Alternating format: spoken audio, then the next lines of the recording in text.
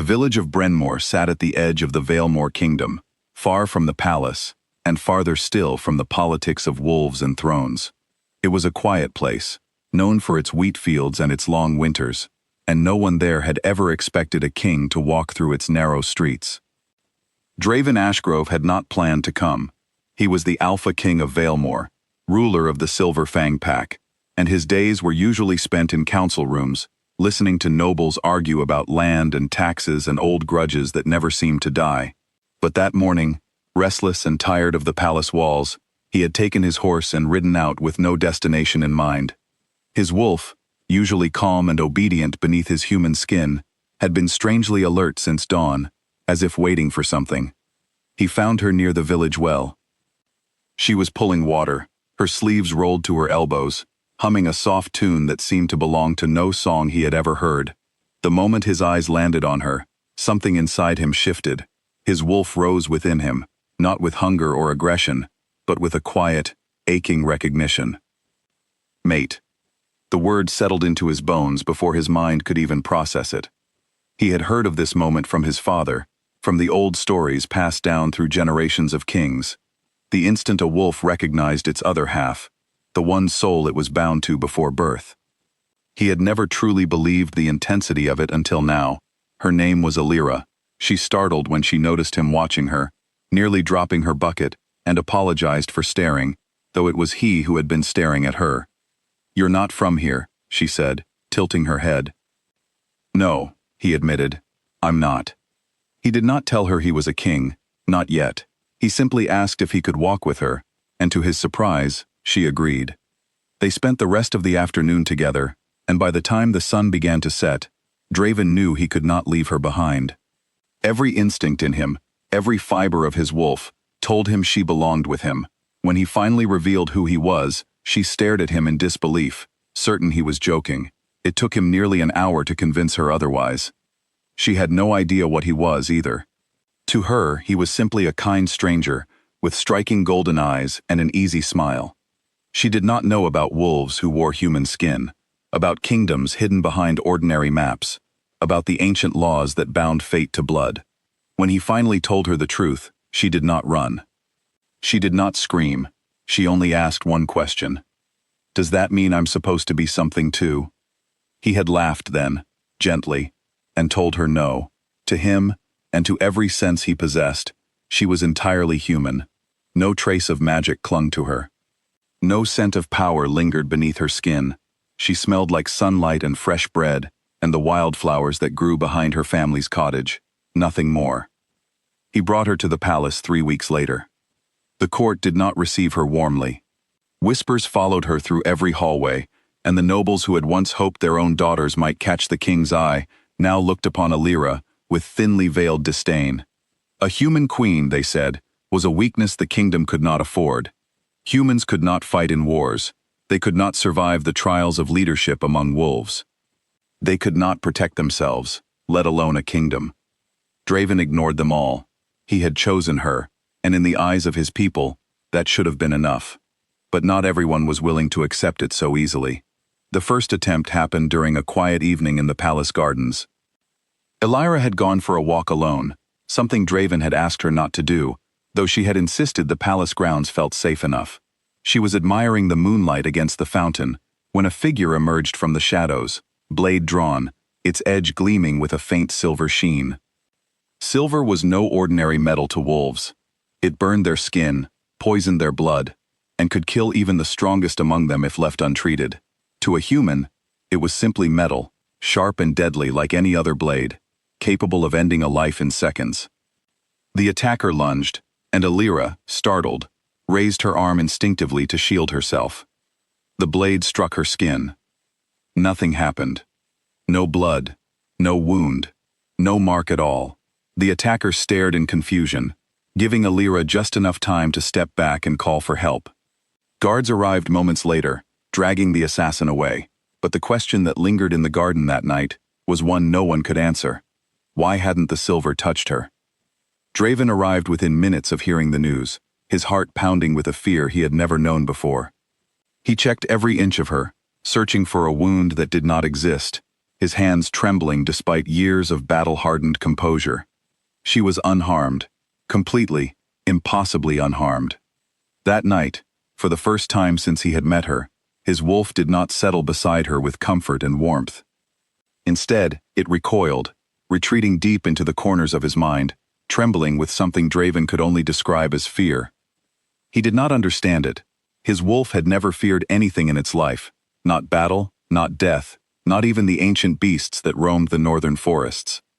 Yet now, in the presence of the woman it called its mate, it hid like a frightened pup. Draven spent the following days searching for answers. He questioned the palace healers, the old scholars who kept records of forgotten bloodlines, even the elder wolves who remembered stories older than the kingdom itself.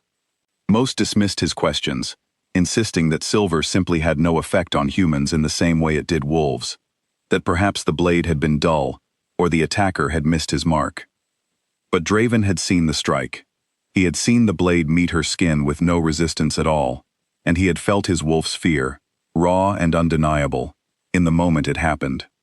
It was an old scholar, nearly forgotten in the depths of the palace library, who finally gave him something worth considering. The scholar spoke of a bloodline predating even the werewolf packs, a line of beings said to have walked the earth before the first wolves ever howled beneath the moon.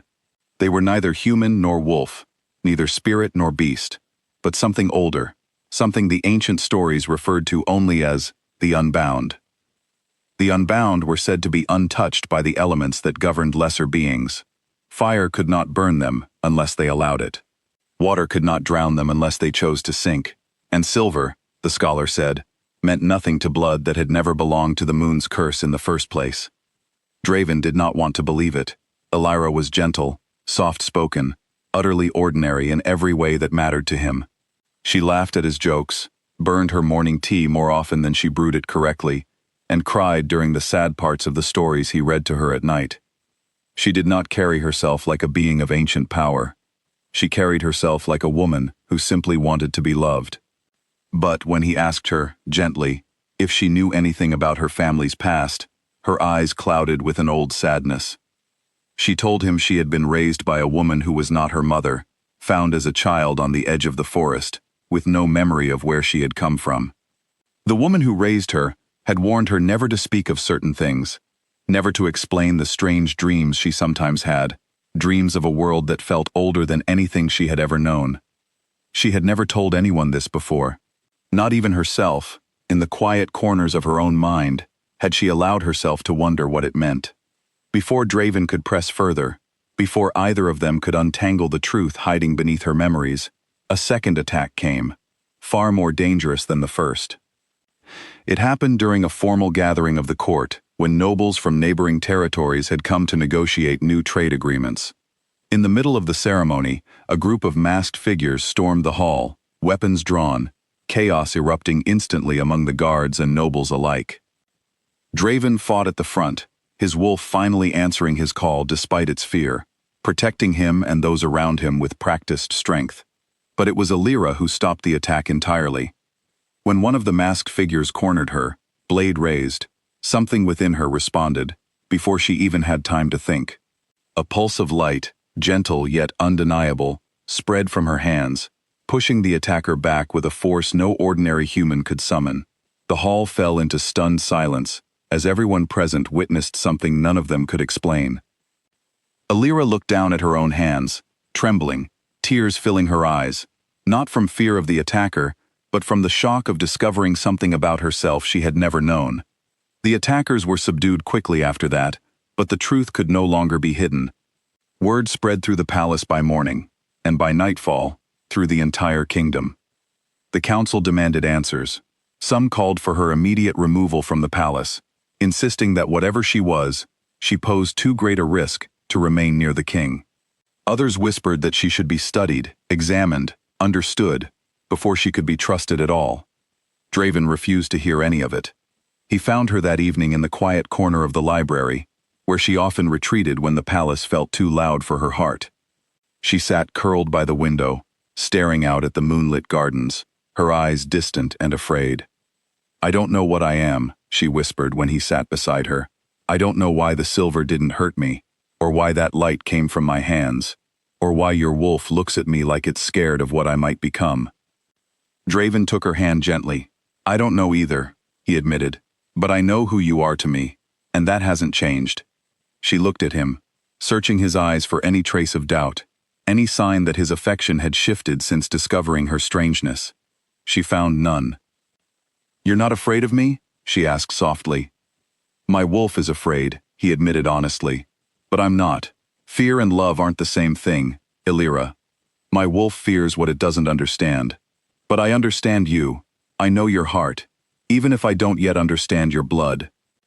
It took time for his wolf to settle, time for it to recognize that the fear it felt was not a warning to run, but a reaction to something ancient and unfamiliar, something it had simply never encountered before.